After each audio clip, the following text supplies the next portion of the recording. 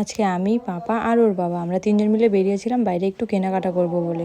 Basically আজকে ছিলাম আমি দর্শক, বাবা আর ছেলেরই শুধু কেনাকাটা হয়েছে। প্রথমে গিয়েছিলাম এই মলটাতে, ওর বাবা কিছু ওয়েস্ট আর কিছু শর্টস দেখছিল, আমি শুধু পছন্দ করে দিচ্ছিলাম কোনটা নেবে আর কোনটা নেবে না, বাস এইটুকুই কাজ ছিল আজকে আমার। আর এই যে একজন, আমার কোল একবার বাবার কোল একবার, ঘুরে ঘুরে শুধু দেখেই যাচ্ছে।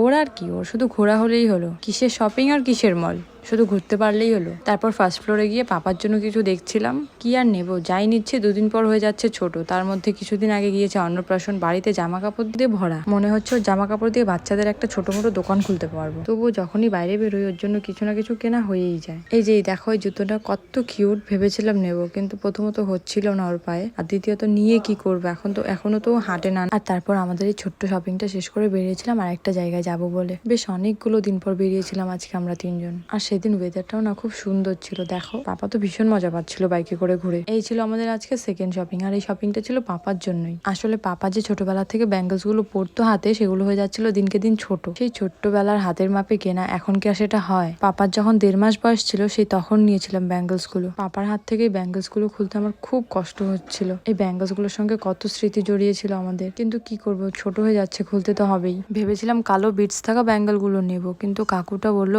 ওই ব্যাঙ্গলস গুলোর রূপ নাকি খুব একটা ভালো না, সেই জন্য ওগুলো আর নিলাম না। আজকের ভিডিও এখানে শেষ, দেখা হচ্ছে অন্য ভিডিওতে। টিল দেন টাটা, বাবাই।